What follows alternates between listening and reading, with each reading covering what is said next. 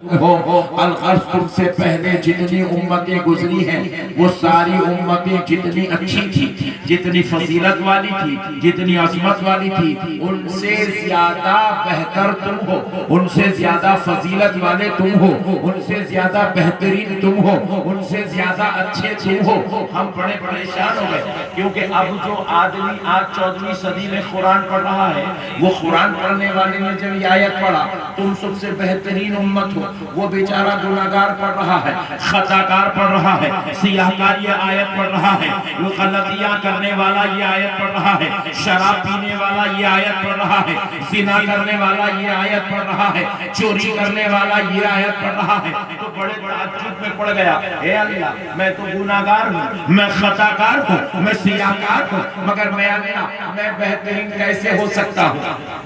اے اللہ وہ بھی پچھلی امتوں سے زیادہ بہتر کیسے ہو سکتا ہوں؟ کیونکہ مولا اس امت کی عمر 60 سال 70 سال 80 سال ہے، وہ امتوں کی عمر 500 سال 700 سال تھی۔ اے اللہ میں چھوٹی عمر والا ان بڑی عمر والوں سے بہتر کیسے ہو سکتا ہوں؟ میں گناہگار ہوں مولا، میں خطاکار ہوں مولا، اور تو قرآن میں کہہ رہا ہے تم سب سے بہترین امت ہو۔ مولا یہ بات سمجھ میں نہیں آئی۔ پھر ایک نیکوکار نے قرآن پڑھا، وہ نیکوکار تھا، نمازی تھا، متقی تھا، پرہیزگار تھا، عابد تھا، زاہد تھا، روزے دار تھا، حج کرنے والا تھا، زکوٰۃ ادا کرنے والا تھا۔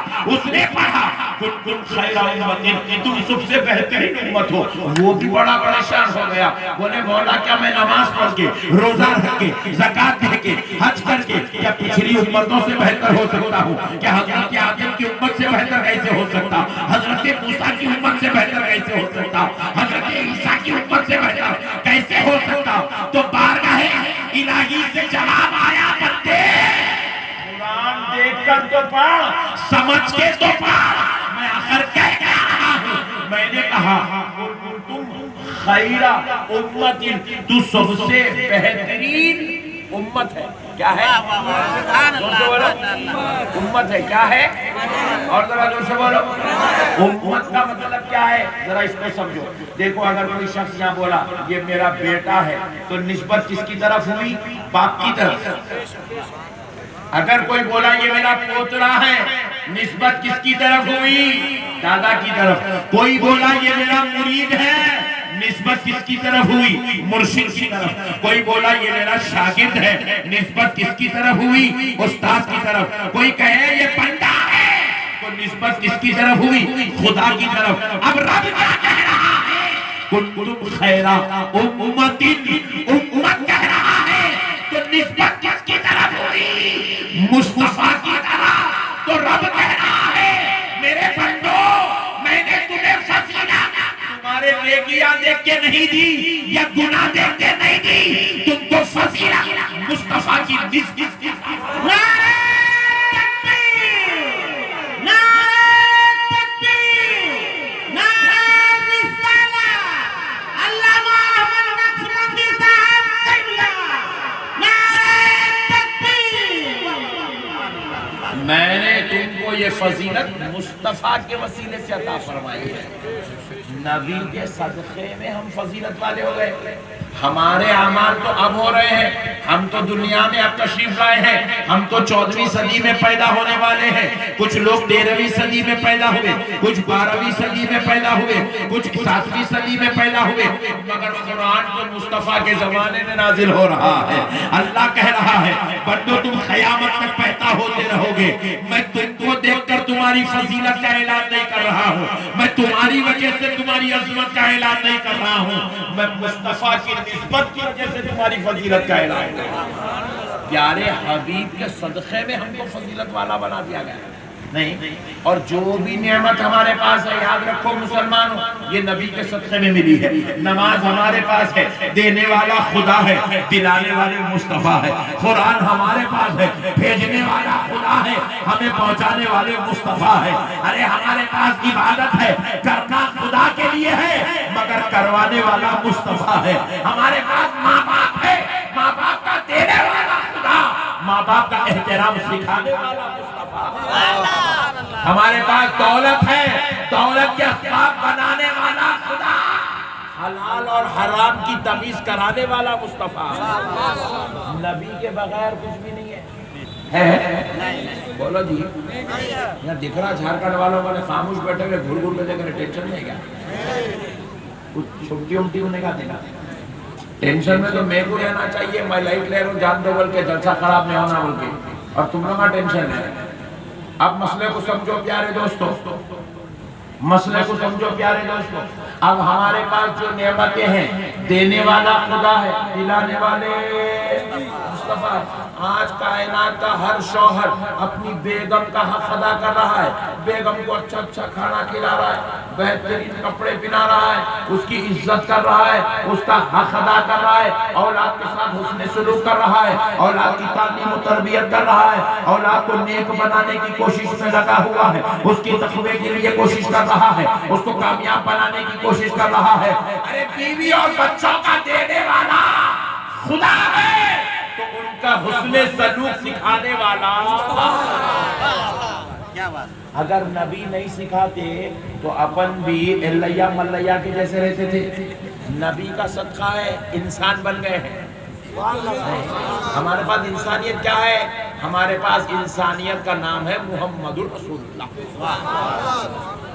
پیارے نبی کے صدقے میں انسان بنے ہوئے ہیں. اور جو لوگوں کے پاس, آپ غور کر کے دیکھو, آپ غور کر کے دیکھو, جتنے لوگوں کے پاس بھی آج ظلم ہے, زیادتی ہے, شرارت ہے.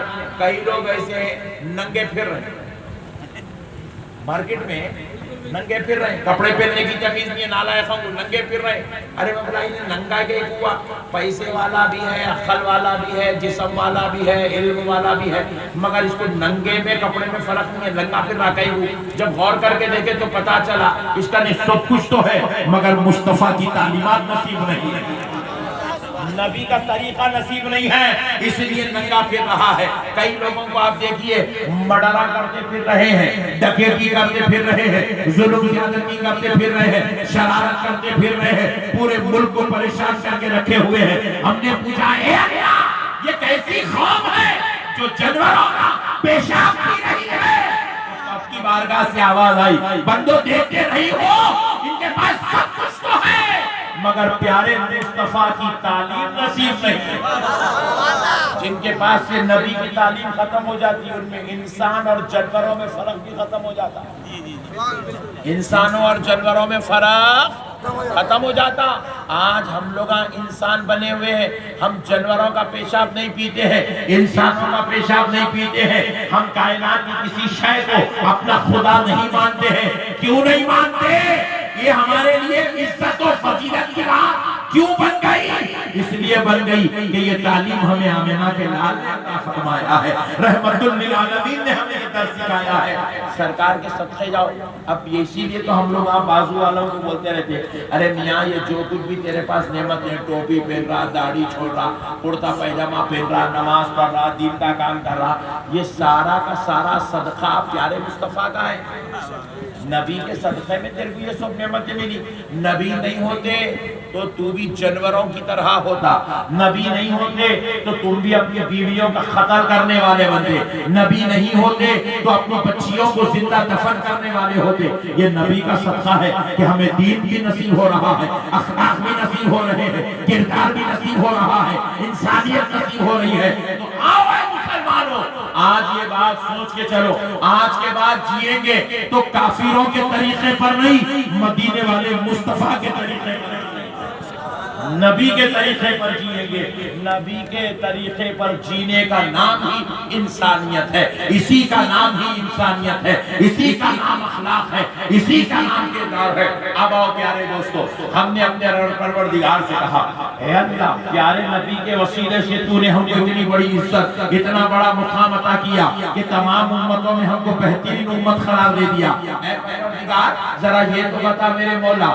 آدم علیہ السلام کی امت تیرے بندے ہیں, حضرت ابراہیم کی امت تیرے بندے ہیں, حضرت موسیٰ کی امت تیرے بندے ہیں, حضرت عیسیٰ کی امت تیرے بندے ہیں. مولا ہم بھی تیرے بندے ہیں, مگر پروردگار تو نے یہاں پر کنتم خیر امتین کیوں کہا, کنتم خیر عبادین کیوں نہیں کہا, بہترین بندے کیوں نہیں کہا, بہترین امت عبد کیوں کہا؟ تو بارگاہ الہی سے جواب آتا ہے بندے ہونے میں تو وہ بھی میرے بندے ہیں، جو حضرت آدم کی امت ہے بندو وہ بھی میرے بندے ہیں، ابراہیم کی امت میرے بندے ہیں، عیسیٰ کی امت میرے بندے ہیں، موسیٰ کی امت میرے بندے ہیں، محمد کی امت میرے بندے ہیں۔ بندے ہونے کے اعتبار سے تم سب ایک ہو، مگر تمہیں فضیلت بندگی کے اعتبار سے نہیں، مصطفیٰ کی غلامی کے اعتبار سے عطا کیا جا رہا ہے، نسبت مصطفیٰ کی وجہ سے دیا جا رہا ہے۔ اب ذرا غور کرو پیارے دوستو، حضرت آدم آئے، صرف مکہ، شہر مکہ احترام والا، عزت والا تھا۔ حضرت نوح آئے، شہر مکہ عزت والا تھا۔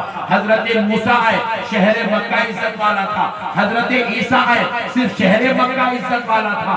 دنیا میں مکے کے علاوہ 1,24,000 پیغمبر آئے، مگر کوئی دوسرا شہر، دوسرا علاقہ عزت والا، احترام والا، ادب والا، تہذیب والا، مقام و مرتبے والا نہیں بنا، مگر آمنہ کے لال آ گئے، پیارے مصطفیٰ آ گئے۔ حضور بھی آئے تو مکے میں ہی تشریف لائے، حضور کی ولادت مکے میں ہوئی، حضور کی پیدائش مکے میں ہوئی، تو مکہ تو پہلے سے فضیلت والا تھا، آمنہ کے لال آ گئے اور عزت والا ہو گیا اور احترام والا ہو گیا۔ مگر پیارے مصطفیٰ نے شہر مکہ میں 53 سال اپنی زندگی کے گزارے، مکہ عزت والا رہا، مکہ احترام والا رہا، شہر مکہ تعظیم والا رہا، مگر جب 53 سال گزارنے کے بعد پیارے مصطفیٰ نے شہر مکہ کو چھوڑ دیا، رب کے حکم پر ہجرت کا حکم ہوا، پیارے مصطفیٰ نے چھوڑ کے اب حضور مکے سے ہجرت کر کے یثرب کی طرف تشریف لے جا رہے ہیں، یثرب کی طرف تشریف لے جا رہے ہیں۔ جیسے ہی پیارے مصطفیٰ نے یثرب میں قدم رکھا تو اب یثرب نہ رہا، مدینہ بن گیا، مدینہ بن گیا۔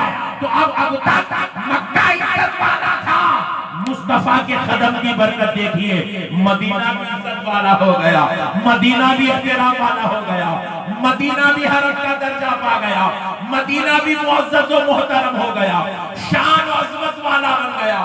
تو پتہ کیا چلا، اللہ نے پیارے مصطفیٰ کو اس شان کا مالک بنایا، اس رتبے کا مالک بنایا کہ حبیب خدا قدم رکھ دے تو شہر مدینہ حرم والا ہو گیا، عزت والا ہو گیا۔ ایک بات سن لو دوستو، حضرت نبی مکرم صلی اللہ علیہ وآلہ وسلم پیارے حبیب علیہ السلام جب یثرب میں قدم رکھ رہے تھے، تو حضرت ابو بکر ساتھ میں تھے، حضرت عمر ساتھ میں تھے، حضرت عثمان ساتھ میں تھے، اور دیگر جلیل القدر صحابہ پیارے مصطفیٰ کے ساتھ تھے۔ صحابہ اکرام نے دیکھا کہ اب یثرب میں، اب صحابہ نے دیکھا کہ ہم یثرب میں داخل ہو رہے ہیں، تو صحابہ نے اپنے اماموں کے کپڑے لے کر اپنے ناک اور منہ پہ ڈھانپ لیے۔ رسول اللہ نے پوچھا صحابیوں تم نے اپنے چہروں پہ کپڑوں کو کیوں ڈھانپ لیا؟ تو صحابہ اکرام نے عرض کیا یا رسول اللہ اس لیے ڈھانپ لیے کیونکہ ہم نے سنا ہے کہ یہاں کی ہوا میں بیماریاں ہیں، یہاں کی ہوا میں وبائیں ہیں، یہاں کی ہوا میں امراض ہے، ہم نے اس لیے اپنے چہروں کو کپڑوں سے ڈھانپ لیا تاکہ یہاں کی ہوا ہمارے اندر داخل نہ ہو۔ تو پھر پیارے حبیب علیہ السلام نے کہا صحابیوں اپنے چہروں سے کپڑوں کو ہٹا دو، دیکھو میں نے یثرب میں قدم رکھ دیا ہے اور میرے قدم کی برکت یہ ہے اب یثرب گناہوں کا، بیماریوں کا، وبا کا، امراض کا مرکز نہیں رہا، اس قدم کی برکت سے اب مدینہ شفا کا مرکز بن گیا ہے، رحمت کا مرکز بن گیا ہے، اللہ کی نعمتوں کا مرکز بن گیا ہے۔ پیارے دوستو قربان جاؤ اللہ اور اس کے رسول کی رحمت پر۔ اللہ رب العزت نے مدینے کو اس امت کے لیے حرم کا درجہ عطا فرمایا، صدقہ مصطفیٰ کا ہے، صدقہ مصطفیٰ کا ہے۔ اب اور ایک بات بھی سن لیجئے، اللہ نے کتابیں نازل کی، توریت اللہ کی کتاب ہے، زبور اللہ کی کتاب ہے، انجیل اللہ کی کتاب ہے، صحیفہ سلیمان اللہ کی کتاب ہے۔ یہ جو ساری کتابیں آسمان سے نازل ہو رہی ہے یہ سارے کلام اللہ کے ہیں، توریت اللہ کا کلام، زبور اللہ کا کلام، انجیل اللہ کا کلام، مگر اے پیارے دوستو ذرا غور کر کے سنو، قرآن مجید بھی اللہ کا کلام ہے، قرآن مجید بھی اللہ کا کلام ہے۔ اب ذرا غور کیجئے گا، قرآن اللہ کا کلام ہے، مگر سارے کلاموں میں سب سے زیادہ فضیلت والا کلام قرآن مجید ہے۔ توریت سے بھی زیادہ فضیلت والا کلام قرآن ہے، زبور سے زیادہ فضیلت والا کلام قرآن ہے، انجیل سے زیادہ فضیلت والا کلام قرآن ہے، صحیفہ سلیمانی سے زیادہ فضیلت والا کلام قرآن ہے۔ ذرا غور کر کے دیکھیے، سارے کلام اللہ کی کتاب ہے، اللہ تبارک و تعالیٰ نے نازل کیے ہیں، لے دینے والا خدا ہے، لانے والے جبریل ہے، مگر سارے کلاموں کا مقام مرتبہ ایک طرف ہے اور قرآن مجید کا مرتبہ ایک طرف ہے۔ اگر بات کیا ہے، ہم نے پوچھا ہے اللہ، جب قرآن تیری کتاب ہے، زبور تیری کتاب ہے، انجیل تیری کتاب ہے، توریت تیری کتاب ہے، صحیفہ سلیمانی تیری کتاب ہے، مگر اے پروردگار سارے کلاموں میں پھر قرآن مجید بھی جب تیرا ہی کلام ہے تو اس کا مرتبہ بلند و بالا کیسے ہوا، اس کا مرتبہ سب سے افضل و اعلیٰ کیسے ہوا؟ تو بارگاہ الہی سے جواب آیا، بندو دیکھتے نہیں ہو، ہر کلام تو میرا ہے مگر کسی اور پیغمبر پہ نازل ہو رہا ہے۔ قرآن کا مرتبہ اس لیے بڑا ہے کیونکہ وہ کلام میرے مصطفیٰ پہ نازل ہو رہا ہے، میرے حبیب پہ نازل ہو رہا ہے۔ نسبت مصطفیٰ کی ہے کہ قرآن مجید کو تمام کلاموں میں سب سے زیادہ افضل ہونے کا مرتبہ نصیب ہوا۔ میرے بھائیوں، اللہ کا واسطہ نبی سے سچی محبت رکھو، نبی سے تعلق جوڑ کے رکھو، نبی کی غلامی اختیار کرو، نبی سے وابستگی اختیار کرو۔ امید کرتا ہوں کہ آپ کے بھائیوں نے جس شان سے اس جلسے کو سجایا ہے، آپ اس کے جو پیغام آپ کو علماء کے ذریعے ملا ہے اس کو آپ جو ہے اپنے دلوں میں بسا کر عمل کی سعادت حاصل کریں گے۔ اس دعا کے ساتھ میں اپنی بات کو ختم کرتا ہوں۔ اللہ تعالیٰ اپنے حبیب کے صدقے میں ہم سب کو دین مبین کی بات سیکھنے، سننے، سمجھنے اور عمل پیرا ہونے کی توفیق عطا فرمائے۔ وَمَا عَلَيْنَا إِلَّا الْبَلَاغُ وَالْحَمْدُ لِلَّهِ رَبِّ الْعَالَمِينَ۔